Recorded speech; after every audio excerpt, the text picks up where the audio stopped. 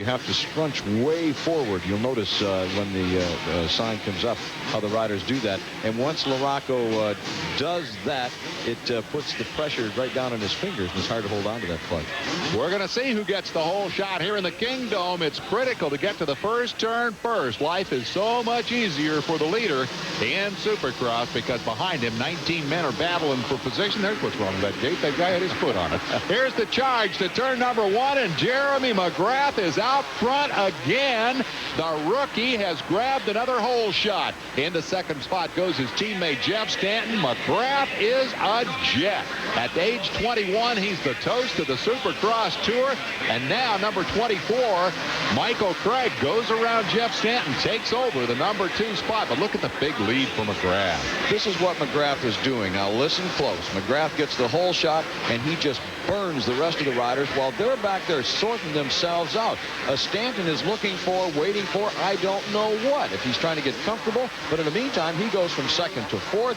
Craig takes over the number 2 position. Brian Swink comes in and takes third, away from Stanton. Stanton wakes up, and now the two of them are having a battle royal there. But in the meantime, McGrath is just splitting from the rest of the field. And moving up is number 21, Steve Lamson. He is Stanton's teammate. Swink completes the pass, looks back over at the green flag as if to say, hey, take that, champ. And Brian Swink goes up into third spot. This may be a great opportunity to see Swink and McGrath get at it. Last year, Swink was the champion of the Eastern region. McGrath was the champion in the West. They met only once in Houston. Swink won the race. Brian Swink, who's been plagued by bad starts this year, has got to be a little frustrated. All the attention and all the track time at the front of the field that Jeremy McGrath is getting. I would think so. If you talk to the veteran Supercross observers, they've all said that Swink is just waiting for an opportunity to get up there and challenge McGrath. And maybe that opportunity, as you said, is going to come forth today. Meanwhile, a battle going on way back in 6th and 7th place. And look who's in 7th. That's Damon Bradshaw. He's chasing his teammate, Jeff Emig. We talked a good bit about the problems or seeming problems for Jeff Stanton this year. I got to tell you, I'm surprised that Damon Bradshaw has struggled the way he has this year. Well, he has struggled on and off. In the early part of the season, a good ride. Orlando, he led the race, then got tired because of inactivity in the offseason. He won Houston, and then at Anaheim, it looked like he was just rather complacent, taking what he could get in the back of the track. Said he didn't, back in the pack rather, said he didn't care for the track, and he really didn't work that hard. And right now, he's working hard trying to get around Emig, but he's not going anywhere until, as I said that, he grabs a good line out of that corner, Dave, and just smoked Jeff Emig. And we'll be right back. Windblade from Bic. What's in it? Supercross outing ever. Brian Swink, who is on the charge, and the ever-complacent Jeff Stanton, who sits back there in fourth. Stanton is watching what's happening in front of him while Swink is trying to make something happen. Swink has been picking alternate lines, looking for a room or a way around, and there's an example right there. He's forcing the issue. He's aggressive. He goes into second place, and here comes Jeff Stanton, still just watching. Dave, if I had to pick right now as we watch Swink now try to move up toward McGrath, and hopefully we're going to see a battle here, I'd have to pick that, or say rather, that Stanton is hanging around. He's going to wait till the latter part of the season. He's just kind of, he wants to be there. Doesn't want to get hurt. Doesn't want to take a chance. Well, far be it from me to criticize the strategy of a 3-time champion. I am impressed with Jeremy McGrath. He led the first 2 races and faded. And now as we watch Stanton and Craig continue their battle for third, it is very clear that Jeremy McGrath has learned how to run up front. I think those that watched the first couple of races and said, well, he's a rookie, he's going to fade, I think maybe they're now eating their words. McGrath has just been phenomenal. He makes no mistakes. He's not a flashy rider.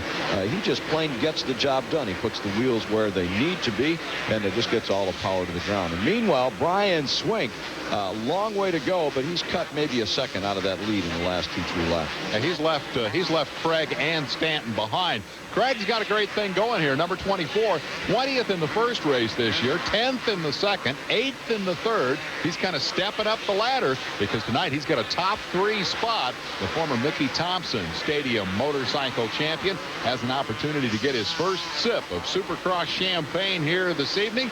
And if there is a minor miracle in the Kingdome, perhaps an opportunity to go challenge Jeremy McGrath, who, if you don't mind my saying so, is kind of stinking up the race here. This isn't very close. Oh, Craig almost nailed the hay bales. He's going to be passed.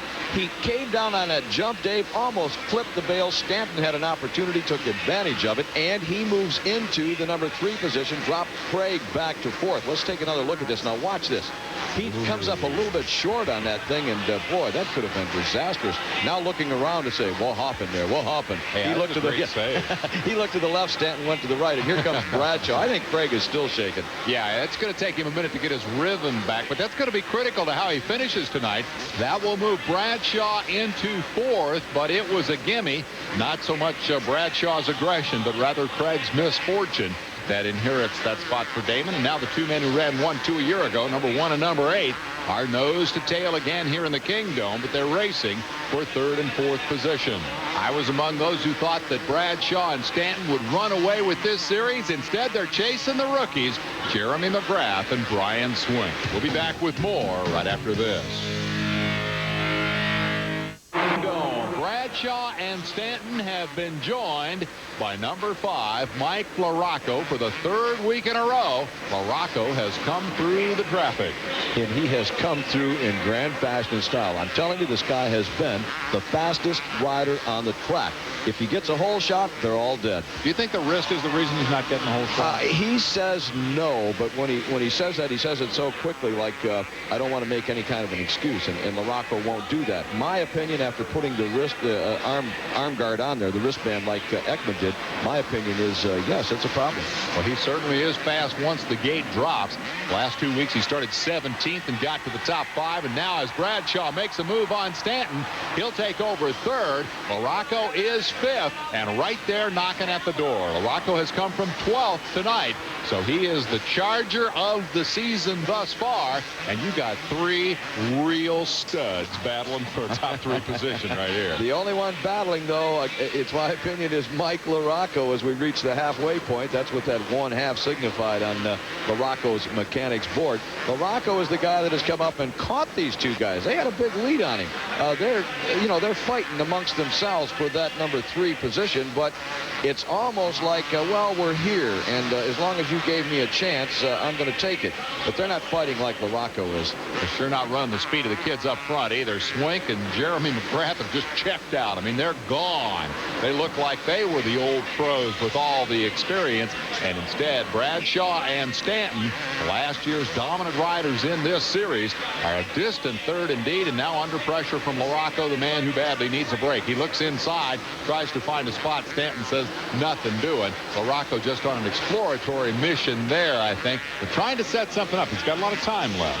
Well, there's a lot of time left to pass Bradshaw and Stanton, but if he doesn't get that job done quickly, it's going to be history as we watch the mechanics communicate with their rider, because out front, McGrath and Swink are leaving the 3 veterans, the 3 guys that should be out there on top in the point standings. They're leaving them behind. Bradshaw has pulled away from this battle as LaRocco continues his pressure on Jeff Stanton. It's also worth noting, though, that when you come from 17th, it's a whole lot easier to pass the first 10 or 12 guys than it is as you get closer to the front. It definitely is, and also you've built up some momentum. You know where the extra lines are on the racetrack, and when he gets up to Stanton, though, like you say, it's a little bit tougher.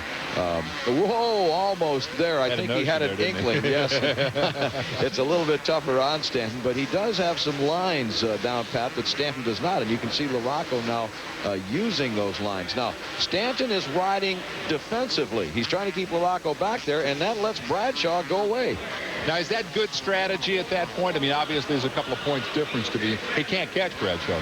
No, but I have to think that you ride your own race, and Stanton has always been a student of that thought. You ride your own race, you don't worry about the guy behind you, because when you do, you have to slow your pace, and that's what's happened out here. See, Stanton is trying to hog the good lines, trying to make that Honda as wide as he can to keep LaRocco behind him, and it's slowing his pace. Bradshaw says, thank you. He's just whistling away. Meanwhile, LaRocco is going going to get frustrated, and he'll have to force some kind of move here if Stanton is not cooperative in the near future. Well, we've said all season that we just didn't have the sense that we were watching the Stanton who won the 3 championships, and all season he's said very complacently, hey, it's not time to be worried about it yet. And as we said, it's pretty tough to second guess a man who's won it 3 times. But right now, the man who is definitely trying to make something happen out there is Mike LaRocco. Again, Mike doesn't have a championship. He's only got 3 Supercross wins under his belt. He's a whole lot hungrier than Jeff Stanton. And there are those who theorize that flying back and forth to Europe first class and getting paid big bucks to ride the international Supercross races has made Stanton complacent. I don't believe that for a minute. I know Jeff Stanton, and I believe that he wants it, but I think he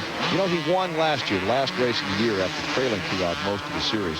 And I think he's a guy that has always believed in, you take it easy the early part of the season when the crunch time. And Stevenson, that was Denny Stevenson laying in the middle of the track.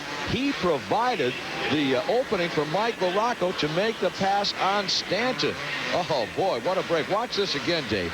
Now, LaRocco has nowhere to go at that point, assuming Stanton did not get in trouble. But when he had to squirt to the outside of Stevenson, that was it. He made the pass, and now he's in 3rd place. And the mechanic has the word for number 15, McGrath. You're headed for home, kid. It's your race. And I would say that is an understatement. We'll be back with the finish. Jeremy McGrath, the rookie, is trying to become the first 2-time winner of the 93 Supercross campaign. But another rookie, Brian Swink, is running him down. Meanwhile, Guy Cooper has crashed. Art Ekman has a report from trackside.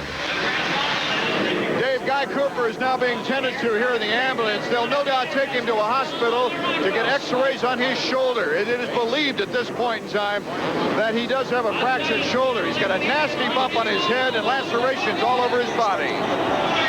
The veteran Cooper is on the sidelines. The rookie Swink is making a challenge on Jeremy McGrath. Whoa! McGrath moved right over and took his line. Swink, it looked to me, had the pass made, and McGrath said, no, you don't, pal. I know that's the good line, too, there, and I'm taking it away from you. He just hogged it. Well, the obvious question is, what was McGrath doing on the bad line to start with? He's the guy who's had the racetrack all to himself tonight, but suddenly Swink is there, and I'm convinced, driven by the fact that he's sick of McGrath getting all the limelight. Well, and I think that McGrath is sick himself. He earlier said that a touch of the flu had kept him from training, and he could be running out of a gas again. This looks just like the opening round in Orlando when he faded down. Yeah, he's going slow. He's definitely not at the speed he ran in the early laps. And Swink, on the contrary, is just coming at him like Jack the Bear. He actually got a wheel alongside. A moment ago, you saw that he was on the right line but couldn't complete the pass. And now the question, will McGrath panic and do something silly? He's riding sloppy right now. If he's worried about Swink, if he's trying to keep him behind, here's that same scenario. Now let's see what happens. He did it again. He took the line away from Swink. He's actually crossing over in front of Swink. Whoa! Now that was a veteran move there on the part of McGrath. Swink was going for a block pass. McGrath saw it coming, just nailed the brake and shot back to the inside. Great battle between the 2 rookies. I think this is worth another look here as Swink continues his quest. Watch how Swink charges by McGrath, just waiting for him. Yep. And McGrath had 2 options there. He could have hit the brakes, or he could do just what he did, which was slack off and then get right back on the gas and shoot to the inside. Good move. We'll be back to see who wins this thing right after this break. Rocking on a Saturday night, 2 separate battles. The rookies up front, Jeremy McGrath, the race leader, Brian Swink, who for the moment seems to have backed off a little bit and relented in his pressure. Meanwhile, Bradshaw and LaRocco, who tangled in the heat race, are racing for 3rd. Bradshaw promised to pay back for what he perceived as a bad hit from LaRocco. Is that going to happen? Well, I don't think so. Since Bradshaw's in front, he'd have to slam on the brakes so LaRocco could run into it for a bad hit. With that race for 3rd stabilized for a moment, the leaders are in traffic. They're going into the final lap. McGrath leads, and then a lap rider, Swink, is stuck behind Cliff Palmer. He couldn't get around, and that may decide the race in Jeremy McGrath's favor. Here comes Swink now. He'll easily get by on the inside, but through that one-line corner, Palmer was in the line, and as a result, Swink will not, I believe, have a shot as we come down to the checkered flag. LaRocco has fallen back perhaps 4 to 5 bike lengths behind Bradshaw. Oh, Bradshaw messed up. Bradshaw doubled when he should have tripled, and LaRocco just shot right by. I don't believe Bradshaw made that mistake. He came out of that corner. It looked like he bobbled just a little bit, and he knew instantly he did not have the momentum to make the triple. He backed it down, and I think he was just hoping that he could hold on, but LaRocco nailed the triple and jumped over Bradshaw, and he moved into the number 2 position. Boy, Bradshaw left that door wide open. Meanwhile, Jeremy McGrath will take the checkered flag, the first double winner of the 1993 season. Skip Norfolk said, yeah, man, we did it again. 2 weeks in a row. The kid from Murrieta, California, has come home with the checkered flag. LaRocco